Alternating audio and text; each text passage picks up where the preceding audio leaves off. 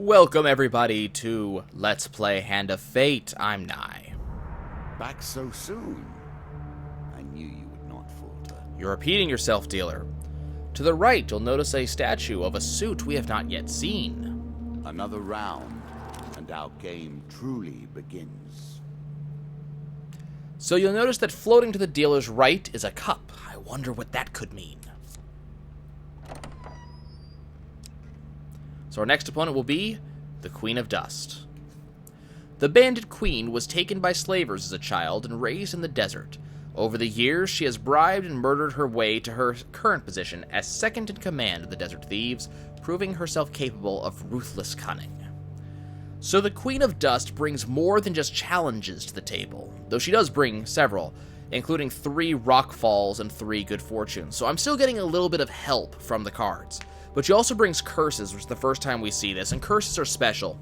Curses say that whenever something happens, something else happens, and they're typically bad. There are some cases where they're okay, but typically they're bad things.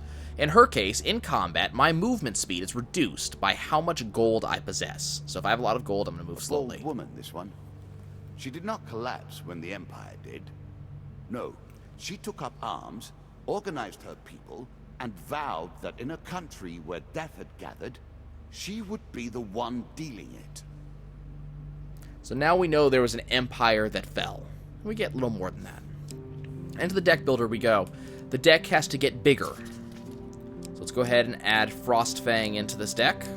We'll go ahead and also add Angel Wing, Helm of Reflection, Scavenger's Cat, Consuming Shame, and Ring of Survival. Now you'll notice that I'm at 18 to 14. We're going to get rid of Damocles because I don't actually like Damocles at all.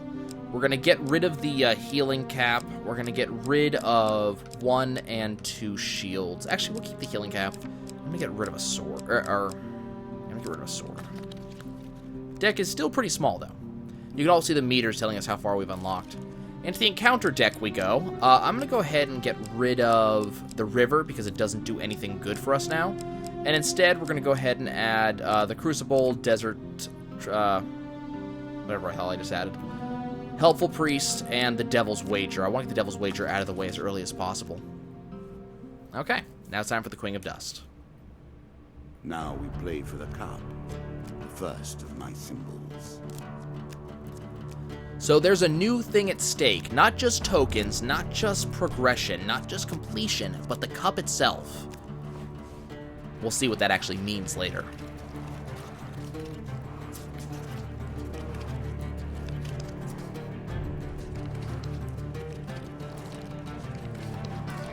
I've added some cards to spice up the game. In addition to the pain and gain decks, there are now blessings and curses. Choose your steps carefully. And we'll see more of those as time moves on. Starting with the Maze of Traps, so we're back to this. I leave the Maze of Traps in because it tends to be a very good way to gain a lot of gold and have a fairly low chance of taking damage. Keep in mind I did take damage last time I was in the Maze of Traps, a fair amount of it actually. It's not too hard to not take damage in the Maze of Traps, I just suck. Just wait for this to flare off. That one you gain a lot of time with. It's this flame that turns off only for a short period of time. Just not get hit by that. Wait for a second for that thing to fall. And through the Maze of Traps, no trouble. As I said an episode or two ago, cards get progressively harder as time moves on, as you get deeper into the game, so that will not always be so easy. You get to draw 3 and select 1 to keep. So my choices are Axe, Mercenary Contract, Chains of Rage. Mercenary Contract is pretty fantastic. Once per combat, supposedly, press right bumper to activate an aura that makes every successful strike drop gold. The more enemies I'm fighting, the better that actually gets. It's a really, really good item. Gain 25 gold for fun, to give you and more gold. Now remember, the fact that I'm gaining gold, so that was, if you look at the upper right-hand corner, that little icon indicates that that is a card that has been added by the champion or by the dealer. That's not a good thing. Like, they're always doing it to hurt me, so the fact that I have that gold is actually meant to mess with me. We're going to go ahead and get another free shield. Fortitude's Breath again. Wonderful. By the way, those cards that I just lost, they're not gone. They get shuffled back in if I ever actually deplete that deck. Twisted Canyon again. We'll go ahead and climb out down to retrieve the weapon once again. Hopefully not get the failure card this time. Choose from these options. Get our free weapon. Frostfang. So 25 damage, but it also has ice, so equipment with this trait is imbued with glacial power. Lizardmen are especially susceptible to ice damage. We haven't met those yet. We can also press left bumper to shoot a cone of ice. This is a special ability that Frostfang gets. As pleases you. It's pretty decent.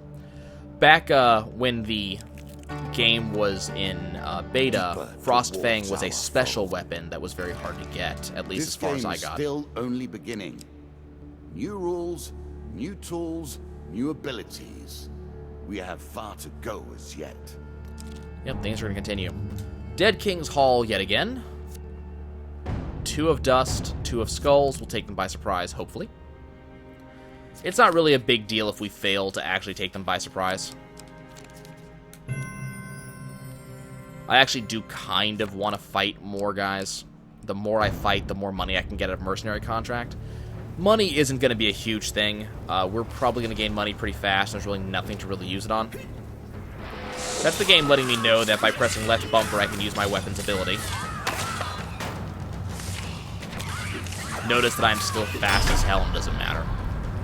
One thing that ends up happening in combat is that when you get down to the last guy, you can typically just combo them ad infinitum until you just defeat them entirely. You can just keep comboing because nothing's there to stop you. Draw for equipment. Axe. Yeah, we'll go ahead and put that away. Peasant's weapon, but effective. Gain 3 food. Gain 5 food. Still plenty of supplies. Here's our shop. Nothing stopping me from going into the shop and buying stuff. This is just a basic shop, so they're going to have more basic things. Typically, food is one of the things you can get here. We can sell. Looks like they have heal wounds on this one. We got Desperate Measures, which is not bad. Ring of Survival, Healing Cap, and Scavenger's Cap. Whenever the player gains food, they will receive 45% extra food, which is not bad, but we're kind of okay for food, so I don't really have to worry about that. Ring of Survival says that after every third combat, not encounter this time, combat, we gain 20 health. Desperate Measures is kind of what I want right now, because it does a crap ton of damage, it's holy, but I don't really need it, and I don't have the money, and I'm not really willing to do much. I could totally sell that extra axe I have, but I just don't really feel that it's necessary. Treasure chest. A treasure chest? What more iconic emblem of success could we imagine? A gigantic pile of gold. While exploring a dungeon, you see a treasure chest at the end of a hall. The chest may hold great wealth, but the chamber may be trapped. We'll go ahead and approach. 50-50 chance of successfully approaching. Failure. Oh well. You move forward carefully, but suddenly hear a click. The room begins to fill with a deadly gas. We attempt to escape the gas. 1 in 4 chance of succeeding this one. There we go. You dive through the billowing clouds to reach the other side safely. You approach the treasure chest. A challenge for you, and a token if you succeed. So now we're on the actual test itself. The treasure chest looks battered, but still intact. What treasure might it hold? Let's attempt to pry it open. 75% chance of succeeding here. There we go. After a mighty heave, the lock gives way, and the spoils are yours. We gain 4 game cards, and we now get the token as well. So even more gold. More gold for you.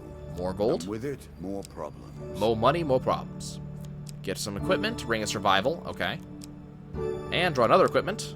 The Healing Cap. Nah. Well done. Lots of money in the token. The treasure chest used to be a lot harder to open in beta. It looks like they undid that, or perhaps, I don't know, something. Now, the shops regenerate what they have on offer when you come back, so this shop's going to have something slightly different in it now than it did when I first was here, which is the reason why I'm reapproaching. Desperate Measures is still here, Chains of Rage is here now, Consuming Shame is here. All weapon attacks are enhanced with the powerful poison that taints the victim's mind and body. Why not? Oh, that's right, because I have Mercenary Contract. It's the tool of the traitor. You know, we're good at the Explorer's Helm, why not? A small aid to navigation, but still. Basically just going to show me exactly where the exit is. Won't work on this floor because we've already started this floor, but it's there. Helpful priest. Priests, gods, and eternal damnations. I have no truck with any of it. You meet a wandering priest who greets you in a friendly manner.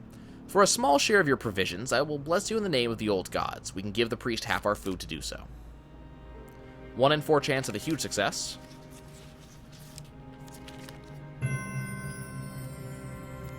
He speaks in the language of the old religion for several minutes and then gently touches your forehead. It is done. So now we get blessings. Now, blessings are not necessarily the counter to curses, but they're kind of the opposite of them.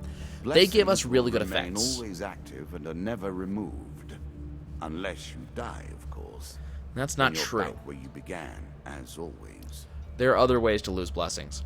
So blessings, there's a very specific set of them that actually work in very specific ways. I don't know if there's ways to unlock them elsewhere, but blessings tend to be very powerful, especially a very select set, including this one.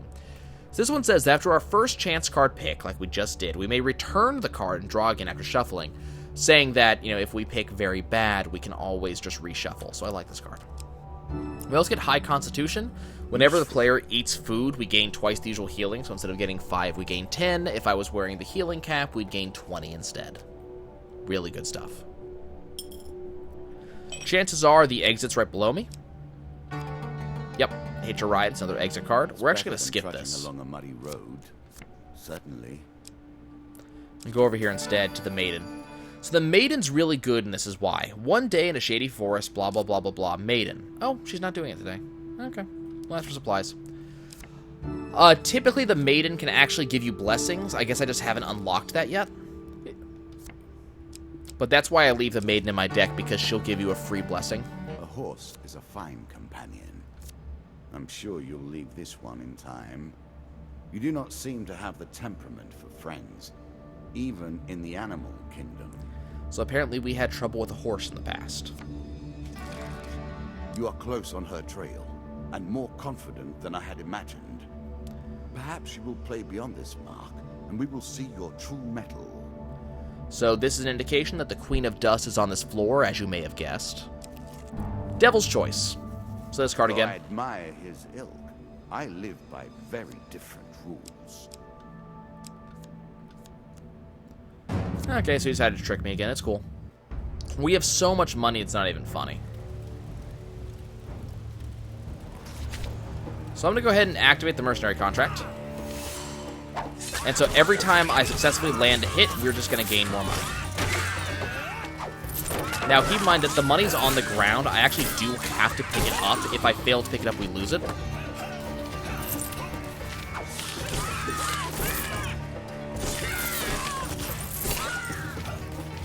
Now, the game says this is once per combat. I don't think that's actually true. I think we can do this as many times as we want per combat. I'm pretty sure I've used it multiple times per combat. That's a great way to get a bunch of money. We just ended up gaining about 20 coins for a nothing combat, and we're also going to gain rewards. More food, which we don't need. More equipment. Chains of Rage. This is actually Good worth way picking to up, turn an actually. Injury into an asset. Because it's going to restore the cooldown on my mercenary contract, but also on my Cone of Cold. Gain 10 food. We have so much food. Rockfall. A terrifying walk to get to the Queen. So many potential places for an assailant to get the upper hand. Keep in mind, she did add 3 Rockfalls. I'm not going to counter all 3 of them. Not every card in the deck gets used in the dungeon. While journeying near the coast, you hear a rumble overhead. Falling rocks force you to take cover. We need to attempt to dodge the rocks. Only 1 chance of success on this one. A choice. Select your desire. So because I have Guardian Angel, I'm allowed to undo that. So we're going to go ahead and redraw that.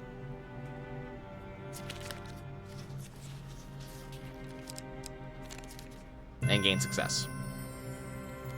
You dodge the rocks by ducking into a small cave. After a few minutes later, you emerge and climb around the new rock fall. You hear a voice somewhere above you say, "Did I hit him?" Let's go attack the bandits. 2 dust, 2 dust. Not exactly the toughest fight. Okay, let's gain some money.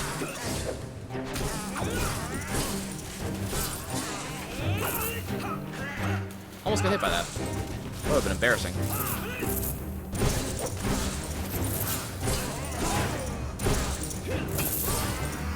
So much money. That guy on the right's dead. This guy's the last guy. Let's go and beat the crap out of him. And kill him with a kick. Unfortunately, we do not get that money that's on the ground. It's fine. I have 149 gold and nothing to spend it on. Loot the bodies. Gain desperate measures. Prepare for bad times. Savor the good. I'm completely okay with Frostfang, actually. And consuming shame. This alchemist could have turned his mind to the creation of gold or wonderful substances to better mankind, but instead settled for crafting vile poisons. Disgraceful. Yeah, alchemists do that. Another 4 of dust. So notice that I'm moving a lot slower now, because I have so much gold. The timing on counters finicky. You have a lot more time than it looks like you have. In most cases. Enemies do get faster, though, over time. Die, all of you.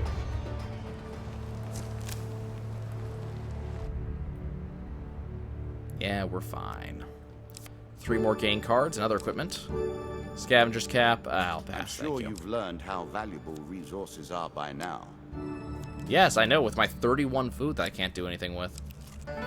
Traveling Mage. Let's see if this guy has anything fun. I mean, the thing is, we know what's in our deck. There are things that they can have with the Traveling Mage that I wouldn't necessarily have in my deck, like the Hag's Wraps, which we're totally going to buy right now.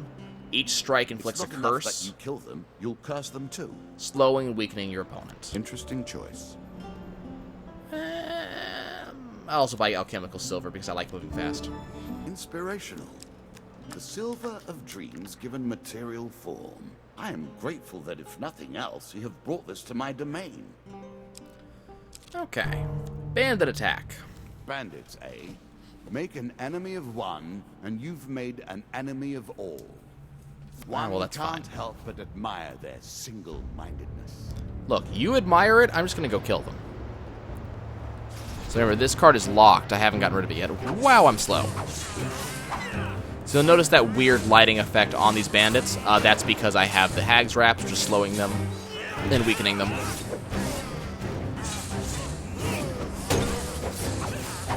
It also kind of makes this trivial. Here, have my sword through your gut.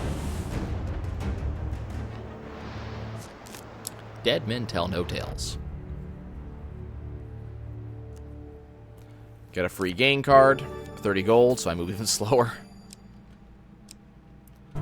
Here's goblins. Scavengers of the earth tell tales. The hidden vaults of these goblins hide their ill-gotten loot in. Their portals are made by dark magic, unkind to all but themselves. Being stout and meek, goblins know they cannot use strength or fear to survive. They rely on more mischievous methods. They steal from you when you're asleep and escape through magical portals. We play for a token now. One night, you awaken to find your belongings being riffled through by goblins. As soon as they notice you stirring, they run away with a piece of your equipment. They have also stolen some of your food and gold. And this is all goblins do. They steal something. They also steal a bunch of food, a bunch of gold. Sometimes they have friends, sometimes not. There's only 2 of them, thankfully. So he stole my sword.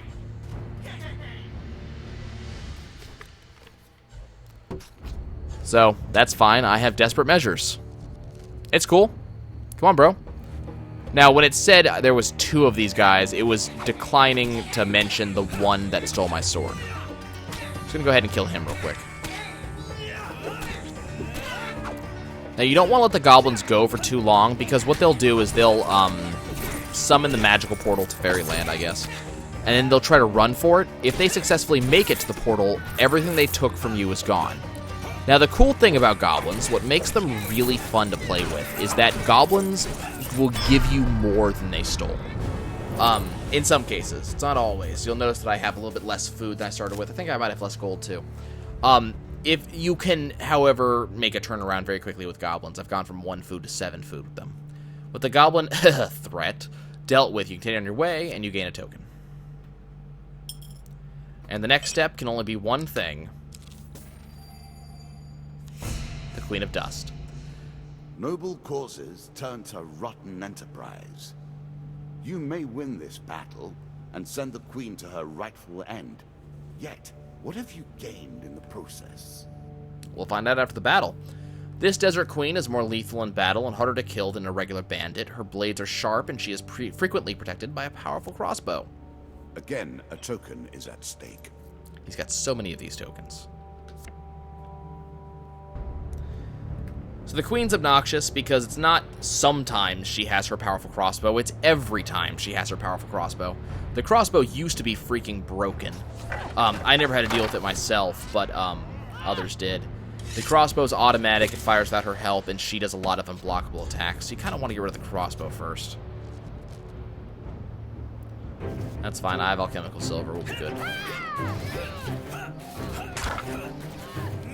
Okay, alchemical silver, and now we're just going to hit things over and over.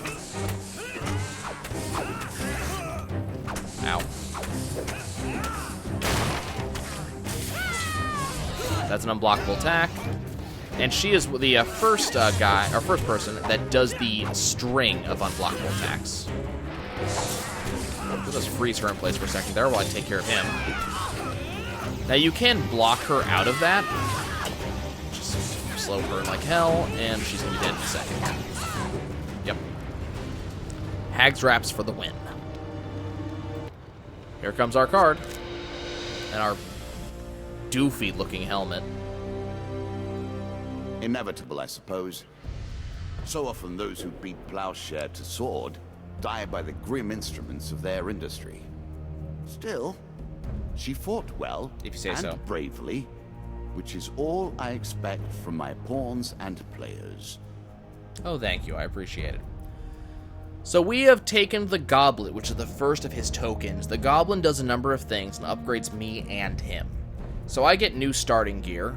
My starting equipment has been upgraded. I get increased stun, which means that my stunning attacks now render enemies dazed for longer. But I get the Cursed Luck card. So we draw the Cursed Luck Curse, which basically says that chance cards shuffle faster now. Bandits have had their strength increased, same with skeletons. Bandits now have throwing knives, and skeletons will now reanimate. My Goblet. You have earned the first of the symbols of my power and passed the first gate. There is no turning back now. If you say so. Previously I was merciful, but now I cannot be. It is begun.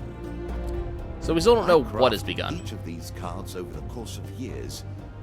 You have taken them from me in mere moments. Yeah, I'm kind of cool like that. For plundering a locked treasure chest, we receive the Armory Draw 2 Select 1 to Keep cards. That goes in our gain deck. And the Fool's Gold. Now, you'll notice that a lot of the cards he has in the gain decks right now are very powerful. Very big supplies. The more cards we unlock, the less powerful that deck becomes because we start diluting it with other cards. We'll still have good stuff, but it'll be less than common, and that's how we increase the difficulty of the game. For dealing with the Helpful Priest, you receive gain 15 health, Healer's Ring, and Charity. For encountering the goblins, you receive gain 5 food, time heals, and a locked goblin card.